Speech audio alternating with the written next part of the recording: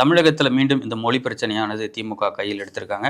1965 காலகட்டத்தை மீண்டும் டெல்லி வந்து எங்களுக்கு கற்பிக்க வேண்டாம் அப்படின்றத மேற்கோள் காட்டியிருக்காங்க. உதயநிதி அவர்கள் நாங்கள் 100 பேர் இல்லை 1000 பேரை கூட நாங்கள் உயிரிழக்க தயாராக இருக்கும் அப்படின்றதையும் சொல்லியிருக்காரு. நான் தமிழை காப்பாற்றுவோன்ற நான் வந்து தமிழகத்தினுடைய துணை முதல்வர் உதயநிதி ஸ்டாலின் அவரிடத்துல கோரிக்கை வைப்பதெல்லாம், உங்க தாத்தா வந்து வராத ரயில்வே ஸ்டேஷன்ல போகாத ரயில் தண்டவாளத்துல கழுத்தை வச்சு நான் வந்து உயிரை கொடுக்க தயார்னு பேசின டைலாக் மாதிரி இல்லாம, கடந்த காலத்துல உங்க கட்சியை வளர்ப்பதற்காக எத்தனையோ திமுக தொண்டர்கள் தீக்குளிச்சு இறந்து போயிருக்கிறாங்க. அவர்கள்லாம் தியாகிகளா நினைவு கூறுவீங்க. அந்த தியாகிகள் பட்டியல்ல திரு உதயநிதி ஸ்டாலினும் சேர்ந்து கொண்டால் அவர் உண்மையாகவே 1000 பேரு சாக தயார்னு சொல்றாருல, முதல் நம்பரா இவரு வந்து கட்சிக்காக இந்த கொள்கைக்காக தீக்குளிச்சு ஏதாவது இறந்து போனாருன்னா உண்மையாகவே உணர்வு பூர்வமானவர்கள் அப்படி நம்பலாம். அப்படி செய்வாங்களா?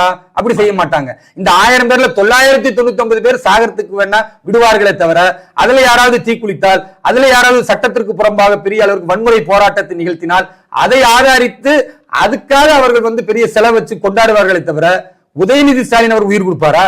ஐயா ஸ்டாலின் உயிர் கொடுப்பாரா? இது எத்தனை காலம் தான் ஏமாத்துவீங்க? உங்க தாத்தா காலத்திலிருந்து ஏமாத்தினது இன்னுமா? அந்த காலத்துல ஏமாத்தின பக்கத்து ஊருக்காரனுக்கு அது தெரியாது. இன்னைக்கு உலகத்துல எங்க ஏமாத்தினாலும் அவன் கையடக்க செல்போன்ல பாத்துறான். நீங்கள் கடந்த காலத்தில் நீட்டுக்கு என்ன அல்வா கொடுத்தீங்கன்னு தெரியும். இந்த மந்திரம் சொல்றேன்னாரு, இன்னும் தான் இவர் தந்திரத்தை பண்ணிட்டு இருக்காரு. மந்திரத்தை காணும். ஒவ்வொரு ஆளுகிட்டயே என்ன சொல்றது, 50,000 பேர்கிட்ட நாங்க வந்து கடிதம் வாங்குறோம்னு சொல்லி கடைசியில் ஒரு கட்சி மீட்டிங்ல அது குப்பையில கலந்ததை பார்த்தோம். திரு உதயநிதி ஸ்டாலின் அவர்களை பொறுத்த வரைக்கும் அரசியல் தெரியாத ஒரு அநேகமான ஒரு விஷயம் சொல்லுவாங்கல்ல, இருக்குதா இல்லையான்னு தெரியுற இடத்துல தடவுறது, அந்த மாதிரியான ஒரு நபராகத்தான் அவரை பார்க்கிறோமே தவிர ஒரு அறிவார்ந்தவர்கள் எல்லாம் கிடையாது.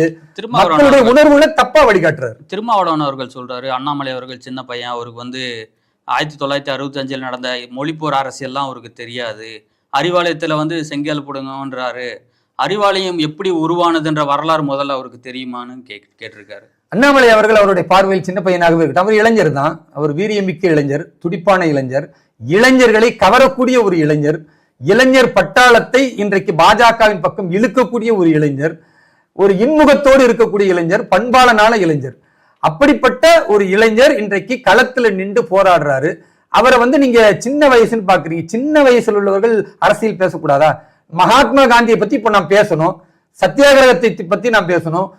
அதே மாதிரி வந்து அவர் வெள்ளையனே வெளியேறு என்ற இயக்கத்தை நடத்தினார், அதை பத்தி நாம் பேசணும்னா நீ சின்ன பையன் இப்ப பேசக்கூடாது, நீ அப்ப பிறக்கவே இல்லைன்னா நம்ம என்ன சொல்லுவோம்? அட பைத்தியக்காரா, உனக்கு வரலாறு தெரிந்தால் போதுமானது, சரித்திரமும் புள்ளி விவரங்கள் தெரிந்தால் போதுமானது, அதை வைத்து மக்களுக்கு உண்மையை கொண்டு போகலாம் நம்ம சொல்லுவோம்ல.